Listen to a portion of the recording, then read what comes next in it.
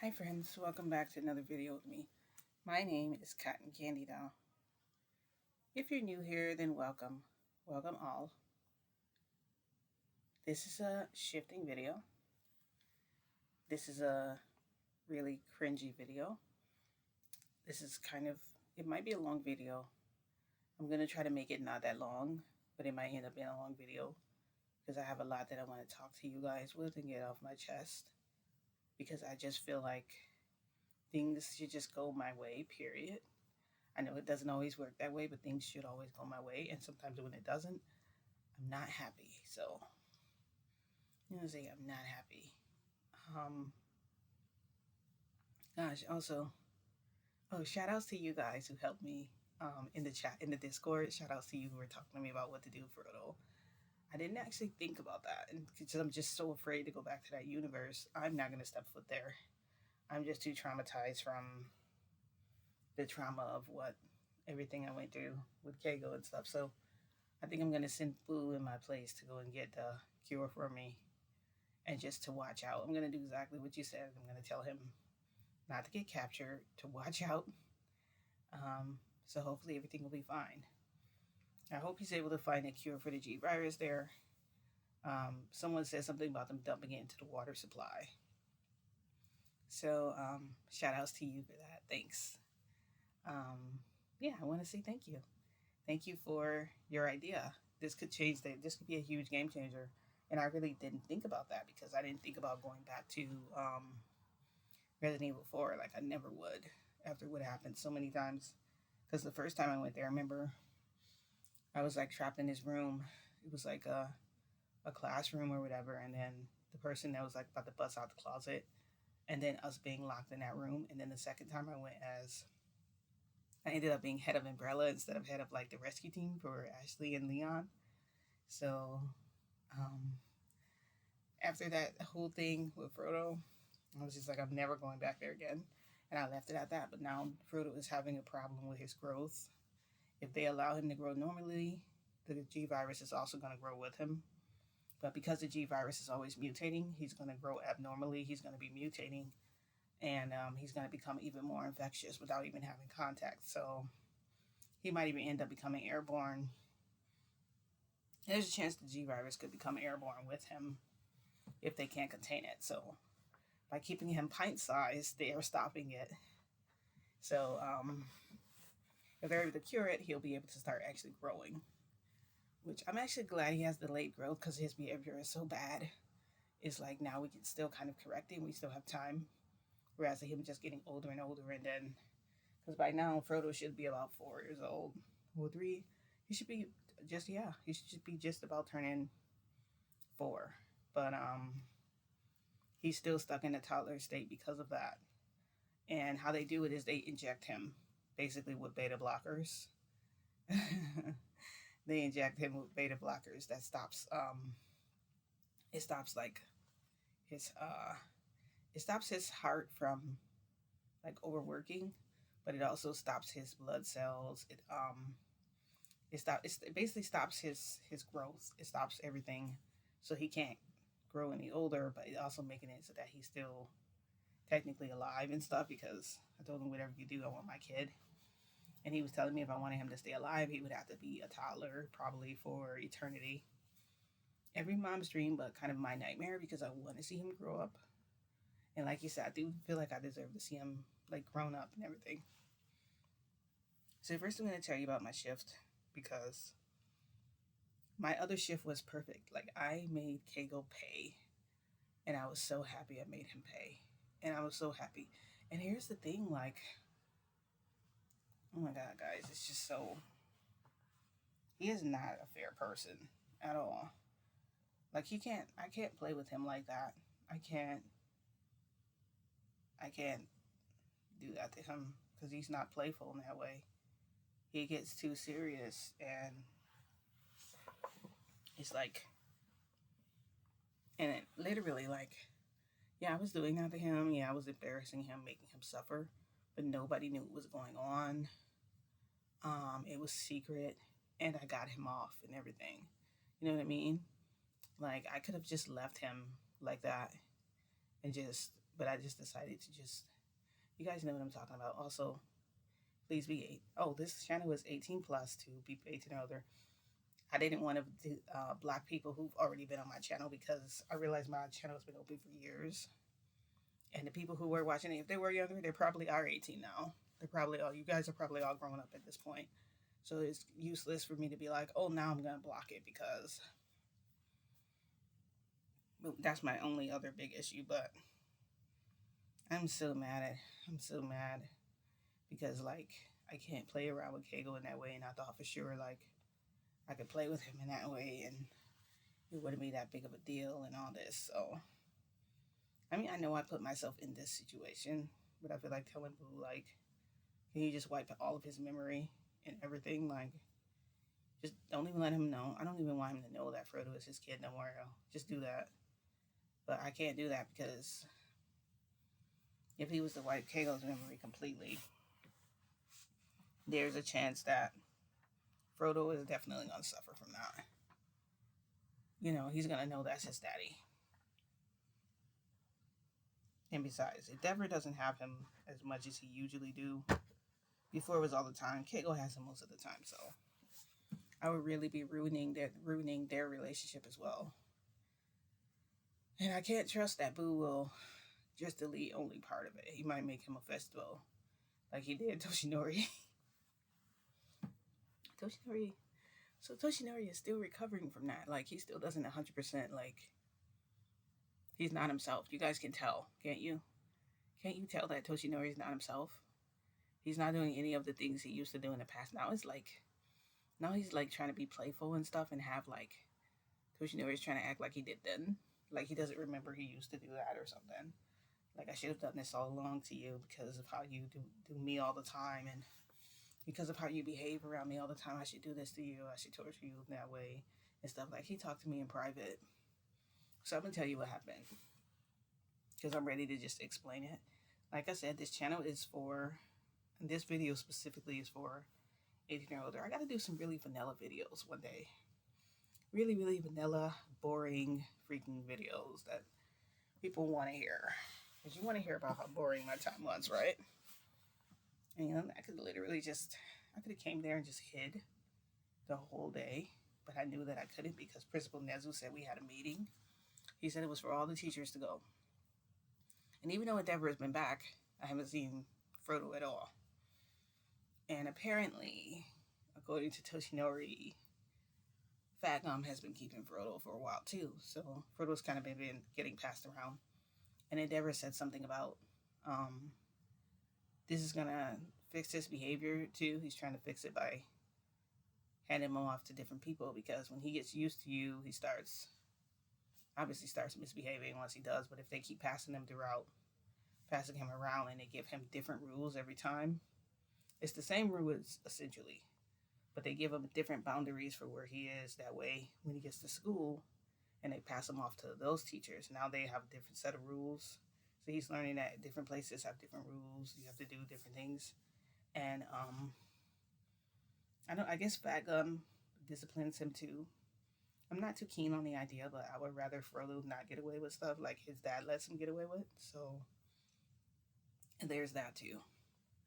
So anyway, I knew we were going to have a meeting, so I walked into the school. Toshinori pulled me to the side. He was talking to me, and he's like, I haven't seen you in a while. You haven't come to see me or visit me. I didn't forget about what you did. I'm going to get you back for it. You know how I plan on getting you back. I have a lot of things that I'm planning to do to you. And I said, do your worst. He's like, what? I said, do your worst. And I was like, move out of my way. And I walked past him and I brushed him like that on purpose. Because why not? Why not bump his big freaking body?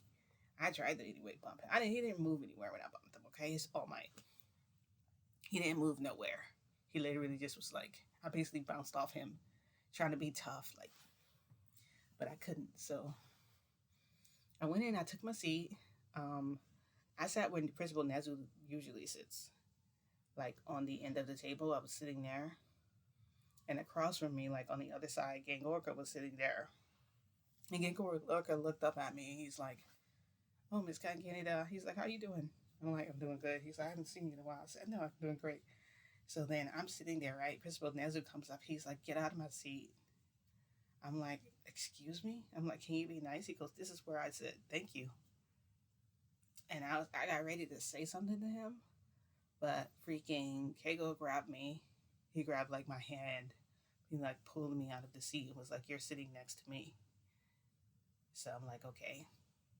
So everyone's talking, like the meeting hasn't even started yet. They're all talking and stuff. And we're all putting our stuff at our chairs. I had like I had a thick file of like papers like this that I hadn't even read. And they basically said it's for the entire school year. Like you have to read through it. It's a huge packet with a bunch of different lesson plans. Most of them are like rules and regulations of the gym, which you aren't allowed to do. I basically have to read like I don't know what kind. It's like a disciplinary packet, but it was for me because of their kids were wearing stuff and what they were saying, like how I was gonna let them fight to the death, which sounded ridiculous. Anyway, I was like, why would I ever harm any student? But he had to put it in there. He said he believes me, but so I had this. Here I am with these thick pile papers. Only like maybe 10 of those papers were actually the ones I needed for like starting out that year. So I'm sitting down. I'm just like, so everyone's in the hallway, kind of like talking and everything. So Kate comes over to me. He's like, can you come to my office real quick? I was like, why? He's like, just come to my office, please. I'm like, oh, you said please. Oh, I'm going. You said please. You have manners. Okay, I'm going. So I walk there. Now I'm wearing like the black dress with the puffy sleeves. Basically, I just made that like my avatar when I go there. It's just easy to put on. I can actually show you guys what it looks like. It doesn't look anything like that when I bring it over into the other reality. It actually changes a lot. The bottom of it gets like shorter and it gets like kind of like fluffy at the bottom, like really roomy. So he called me in there and he's like, he closed the door and stuff, and I'm like, it's kind of dark. And then I felt him on me, and he's like, I felt him on me. We were like, he had his arms around me like this, and I was like facing him, but I couldn't see him. But I could tell his breath was like right there because I could feel him at my ear. And he's like, your punishment starts now. I'm like, we have a meeting. He goes, I know we have a meeting. We'll make the meeting in time. Don't worry. He's like, let's play a little first. So I thought, okay, so he's playing a little. Cool. I have to go along with it anyway. So I'm just like, okay. So he starts making out with me and stuff. His hands go to my legs, and then they go under. They go like under my dress, and I'm like, whoa. I'm like, whoa. And I try to like back up a little. He like yanks me to him a little more, and I'm like, hey, you can't do that. And he's like, I can do whatever I want. I'm like, what are you gonna do? I said, we gotta go. And then I hear them yelling down the hall, everybody get to the meeting quickly. He goes, just hold this real quick. I'm like, hold what? I can't see what he has in his hand, but I can feel it. And it's like some kind of ball or something. It's some kind of ball. It feels like it's heavy. But so he put his hand in my underwear and he like inserted like a ball in me. But it wasn't even all the way in. It was like, it felt like the thing would fall out and I didn't give a crap. I'm just like, whatever. And then he like pulled like he pulled like, so he pulled him back up and he's like, that should hold. And I'm like, okay. I was like, what the heck is this? And he's like, you'll see. So we're walking back over to the meeting and he's like, Principal Nez is like, oh, I didn't even know you were in your office. The lights was off. He goes, yeah, the lights weren't working. We got him to work. They're up. Look, my light's on. And he like turns the light on. I'm just like, he did that so, he just did it so unbelievable. Like, he act like he hates Principal Nezu. I don't hate him, but he's not my favorite guy because he seems to always come in during like the most awkward situations. So anyway, I sit in between him. I'm sitting in between him and I'm sitting in between Toshinori. Remember, Gangoka is on the other side, opposite side. Principal Nezu. Principal Nezu is on this side. And then you have Fatnum and Midnight and Toshinori. So Toshinori is sitting across from, actually the closest person, the person sitting across from me is Midnight. And Yeah, Midnight was sitting across from me. Fat Gum was sitting on the other side of her. Yeah, and Gangover was over here, and then Prince. I'm just trying to get you guys the order they were sitting in. Okay, I'm trying. I'm so sorry. Okay, I'm never playing with this dude again. Like, I can't do it. I can't. So he's sitting there. He starts talking, and I'm thinking, well, he got the little ball inside me. I'm like, it's got to be like a vibrator, right? And he probably has a remote, and he's gonna push it, and he's gonna try to make me get off, but I'm not gonna get off because the thing is not even in anyway. Um, so then I'm sitting there. He's like, yes, everybody, we already know that next week is going to be like a really hard week because the kids will be in school for a really long time. We've got exams coming up. We got to get them ready prepared. He's like, Miss Cotton Candy. I'm like, yes. He's like, you got to get them ready for their course. They have challenges and things coming up ahead, and I don't mean fighting. Everybody around the table starts laughing. I mean, they're freaking roaring. Even Gang Orca is freaking laughing. I'm like, okay, that's not freaking funny. The fact that they think this is hilarious, like that they were like, yeah, I'm gonna keep my eye on you. I'm gonna keep my Gang Orcas. I'm gonna keep my eye on you. I'm gonna keep my eye on you. It kind of remind me of like, no, I'm not. I'm not. Never mind. I'm not gonna say it anyway. I'm not gonna say it. But I was just like, okay. And then, so we're sitting there, and he's like, so we're gonna have about maybe 5 more meetings this year. I'm gonna try and cut the meetings down less because we've been doing this a lot. We just had a meeting like last week, and I really just want to talk to you guys about the assembly and how well we did during the assembly. Now, a lot of you guys didn't really say a lot of things. You went up there, you just spoke like 2 words and sat down. Next time we can't have that. Miss Cotton Candy, I was expecting you to be there. You weren't there. Why weren't you there? I'm like, I'm like, I was there. You just didn't see me. Just because you see me doesn't mean I'm not there. And so Fat Gum is like, what does that mean? I'm like, it means that I was there, but you couldn't see me. He was like, what was you doing? I said, none of your business. Mind your business. Obviously, I was in the crowd. Nosy. So then Midnight was like, well, obviously, we just want to have more than one female presence besides me because I know I can stir up the kids as well. I'm like, yeah, you offer the best words of encouragement. I think the words I like the most was endeavors. The principal Nelson was like, by the way, where's Endeavor? And Fat Gum is like, oh, he has Frodo. They went somewhere. And I'm like, oh, so you know more about where they're going and stuff than I do as the mom. Okay. But I didn't get mad because, you know me and Fat Gum got beef. Like, I freaking hate that blonde. So anyway, I'm sitting there and I'm like, just listening.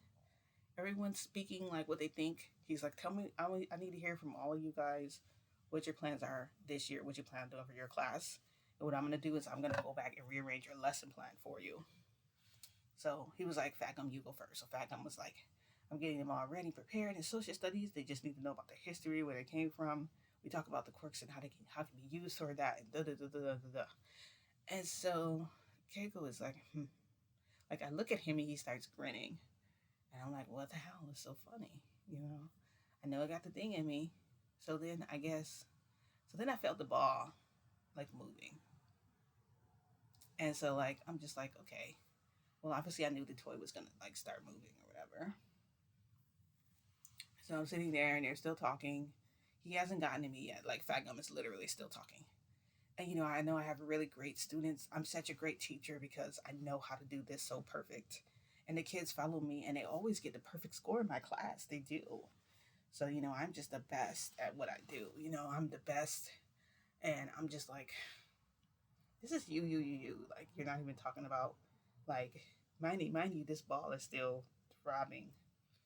And I'm starting to, like, feel really, really hot. Like, really turned on. So I'm sitting there and I'm like, I put my arm down and I'm like, and I put my hand over by Toshinori. Like, I do like this. And Kegel is like this, trying to like look over to see what I'm doing. And he goes, what is it? And I'm like, nothing. And I put my hand in my leg, like, damn it. I wish this was Toshinori, because Toshinori wouldn't just sit there. He would actually, if I'm sitting next to him, he's like, Toshinori will secretly be all over me in the process of that. Like he won't just let me just be. You know what I mean? Like he's not gonna. Now he is this. Now, you guys, I told you guys in the other video. You know what it's like. The difference between them.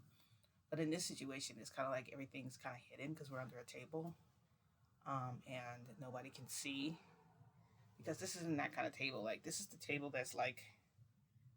So it has the top part. The top part of the table is like this. So it's kind of over you. Kind of remind you of like a desk, but with a part that goes down like this. And then your feet are underneath. So it's basically your knees are underneath the space. Okay? So nobody can see like anything. If they tried to look, they wouldn't be able to see anything. So then the little thing starts moving faster. And I'm like, okay, well, obviously I'm gonna like, orgasm or whatever. Obviously I'm gonna have which is fine because to me this is a reward. I mean, hey, I deserve it after the day, right? And technically this is like a little toy or whatever, and he just wants to play with me with it. Fine, that's on him. I'm not really gonna be. Oh, it's been 21 minutes. Okay, I'm not gonna be like upset or whatever for him. Making me like burst or whatever. So anyway, I do, and then and the ball, it still feels like it's gonna just fall out. So I decide, you know what? I'm gonna try to just push this thing out. Like if I maneuver right, it'll just fall out right, and then I can just reach my hand down, take it out, and just drop that shit on the floor, and it'll like roll away. Matter of fact, my plan was to take it out and just roll it to Keiko's freaking foot. Like there you go, there go your damn toy, take it. So I couldn't get the damn thing to come out. I was like moving and doing whatever, and then the thing starts pulsating again. I'm like, okay, well, and it starts pulsating like hard, like it's like doing this, and I'm like, shit. And I look at Keiko, and he just smirks. And so now they're talking to Gangorka, and he's like, I haven't really been around that much. A lot of the stuff me and the kids do are not really hands-on. It's all like physical. So he's like basically the swim teacher or whatever. So like when they're in the water, he's teaching them how to do stuff, but not just swimming, but he's teaching them like defense stuff. So he's like, and I have a kid who has a lot of potential. He's like Midoriya and the Bakugo or whatever, because I guess Bakugo is like Greece. Remember how I said he was doing like badly? I guess he's doing really, really well. So I don't know. But anyway, they're talking to him, and then I notice I'm like getting turned on, but it's weird now. I'm getting like hot. Like the ball is starting to get like a little hot. And I'm like, okay, but I don't want it to like, so I'm like, okay, well, I start to space out a little bit because I'm like, they're talking. And then I'm just like, so now I'm like kind of like moving around a little bit and stuff. I'm like, but if it feels like, so now it feels like I'm getting another one, like another orgasm, but it's getting more and more intense. And I'm just trying to like I'm just trying to like come again really fast, just come again. And at this point, just reach down and take the shit out and not give a damn. Like get up and go to the bathroom if I have to or something, to take out the damn ball, because I'm not gonna do this shit. Because it was just like pounding me. I could feel it like, but I was getting like pleasure from it, like crazy pleasure. Like I started twitching and stuff, and then so Keiko just starts laughing, and they're like, "What's so funny?" He's like, "Nothing." They're like, "Okay, so continue." So Gangoku is still talking, and I look over at Principal Nezu, and he's taking a sip out of his tea, but then he's looking at me, and he's like, "You look flushed. Like your face is so red right now. What's going on?" He's like, "Are you okay, Cotton Candy doll?" I'm like, "Yeah, I'm fine." He's like, "Are you sure?" I'm like, "Yes, I'm sure." He said, "Okay." So he takes another sip, and he's talking to Gangorka, and actually they're just laughing now. And now I'm just like, I just want this to hurry up and I want them to be done. Like I need them to stop talking, or to like finish like doing what they're doing. But then the pleasure, it starts to go up more, and it starts to get more intense. And I haven't came yet. So literally, I'm like moving in my seat. I'm like grabbing onto the thing, and I'm like, like I can't be still, just like this, like, and so like, Principal Nancy goes, "Stop, everybody, right now, just stop." He's like, "Miss Cotton Candy Doll." I'm like, "Yes. What is it?" And he's like, "You haven't had your medicine, have you?" I'm like, "What medicine?" No, no medicine for me. No medicine. Sorry. It's actually not this one. It's this one. All right, let's see. What? You ever had someone that just text you and say, "What you doing?" Yeah, they don't know what I'm doing. Yeah, guys, it was getting more worse. It was getting more intense. Um,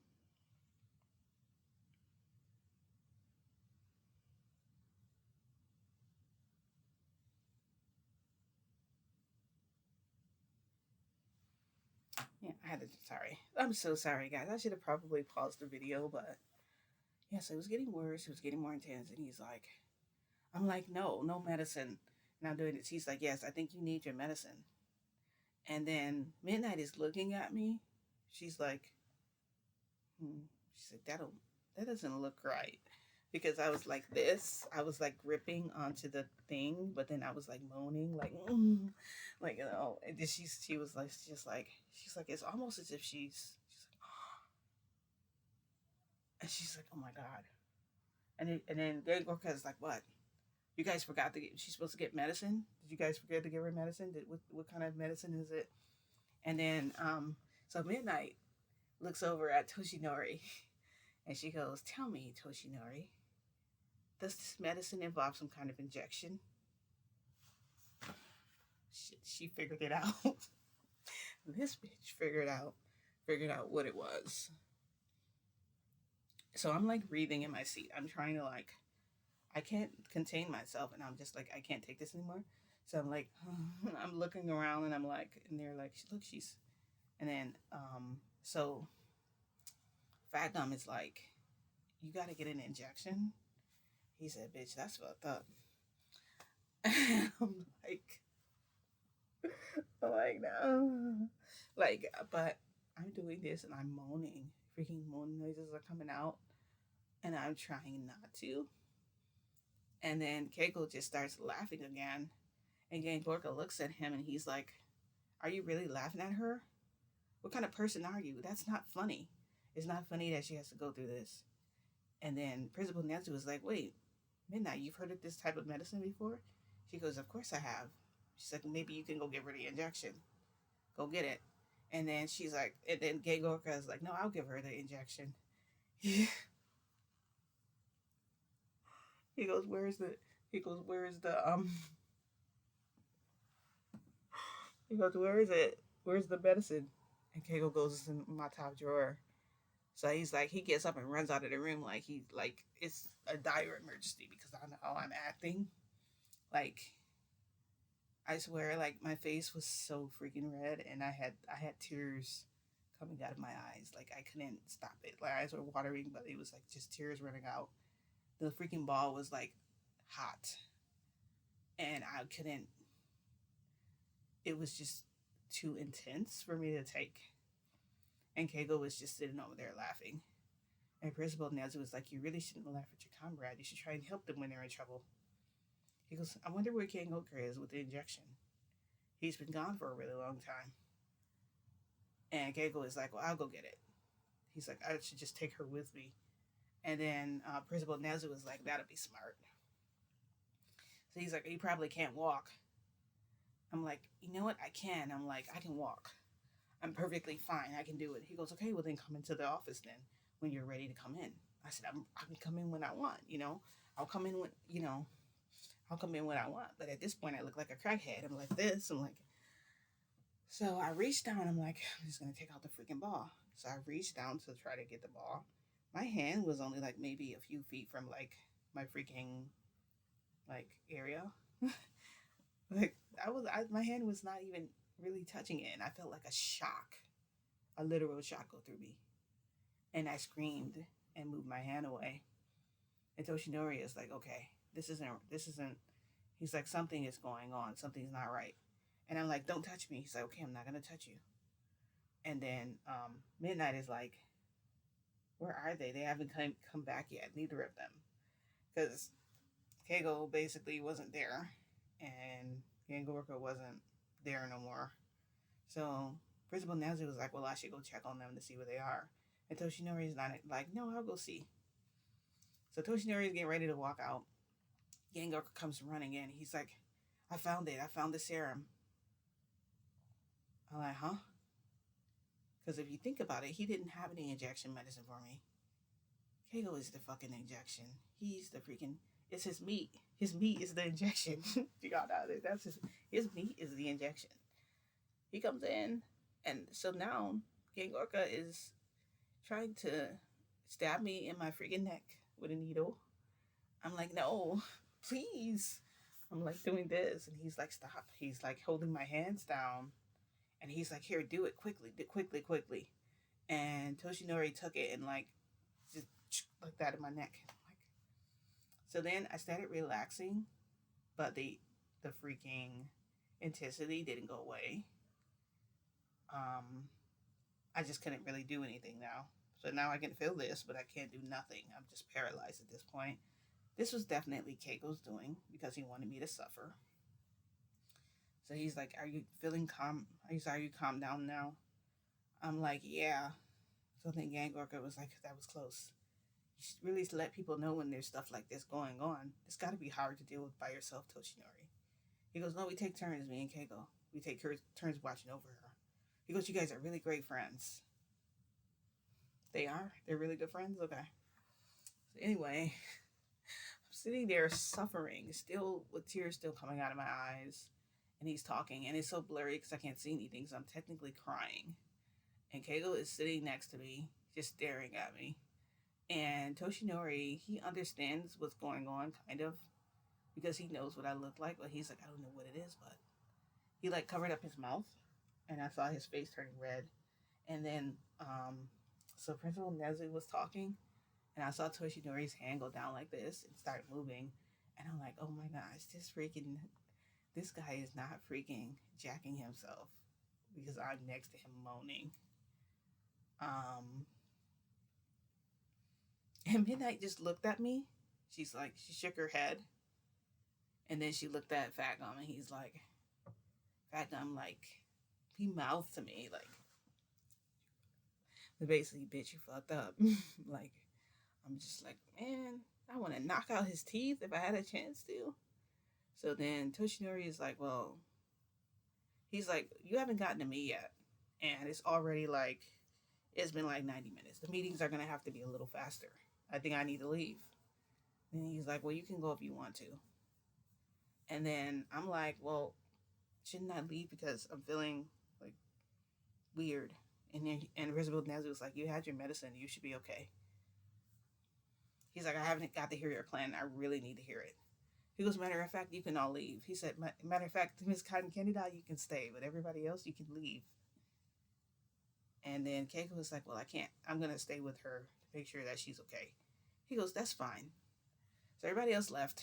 He was talking to me about what my next plan of training was for the kids. He said, we don't want to do a lot of climbing stuff this time. He said, a lot of stuff now we want to do ground-based because a lot of the kids, they don't have the ability to fly. Most of them are on the ground, so we want you to do a lot of ground training. Last time you focused on the ones who could soar. And I said, well, I can change it up every month. I can do something different. He said he liked that idea better. I'm getting a bunch of new mats in there. I'm getting a bunch of new training equipment for the kids. I'm getting new weights, like the kind you attach to your arms and legs. So this stuff is distracting me enough that I'm not really... this stuff is distracting me enough that I'm not really thinking about the ball too much, but I am thinking about it because it's literally the only thing I'm thinking about. So I'm able to still focus and talk to him. But Principal Nezu said, great job. I think you're doing an excellent job. You can leave now. He said, don't forget to take everything with you. So I went to stand up I felt the shock again, and I'm like, the principal counselor was like, "What's wrong?" I'm like, "I think the medicine, they gave me too much or something." And Kegel was like, "That's okay. I got you." And he picked me up. And as we were walking out, I was holding on to him. I had my arms like around his neck. And I'm like, I said, "So you planned this whole thing?" And he said, "Yes, of course I did." I'm like, "What is this I got in me?" He said, "It's a bonding ball." I'm like, "What is a bonding ball? Why isn't it just falling out? I just want to know why it's not falling off." He said, "It's not going to. It's meant to hang like that." I'm like, "Can I take the ball out?" He said, "Only I can take it out." I'm like, "Okay, how do I get the ball out? Can you just take it out then?" He said, "No. You gotta let the ball run its course." I'm like, "What do you mean, let the ball run its course?" He said, "Until you have another big orgasm, it's not gonna come out. And then and only then can you pull it out before it starts again." So you got me a magical toy that can do this to me. And then he's like, "I should activate it again." I'm like, "No, it's already activated. It's already." He goes, "No, what else can I do?" He looks around and he's like, "Let's go to the lake." I'm like, "I don't want to go to the lake." He goes, "Let's go." So he carries us down, fully clothed, into the dang lake. And he's like, "Wrap your legs around me." So I wrap my legs around him. And so I get in the water, right? First off, this thing is freaking shocking me. I don't know if it's because it has electric wires in it and I'm actually getting electrocuted, but I feel like I'm getting fried. And I didn't like it. I told him, "I'm thinking it's frying my freaking pussy." He's like, "Really? Did you really just say that?" He goes, "Fine." And so he pulls me up out of the water, and he's like, "I'll get it out."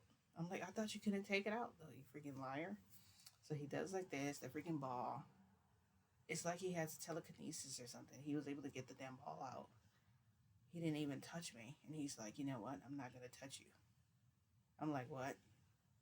I'm like, "You can't do that to me." He's like, "Yes, I can. I can do whatever I want. The way you humiliated me last time, you think I was going to let you get away with that?" I was like, so I came up to him and I was like grabbing his hands and stuff. He was like, "Don't touch me." I'm like, "Why?" He said, "Don't touch me. I'm going home.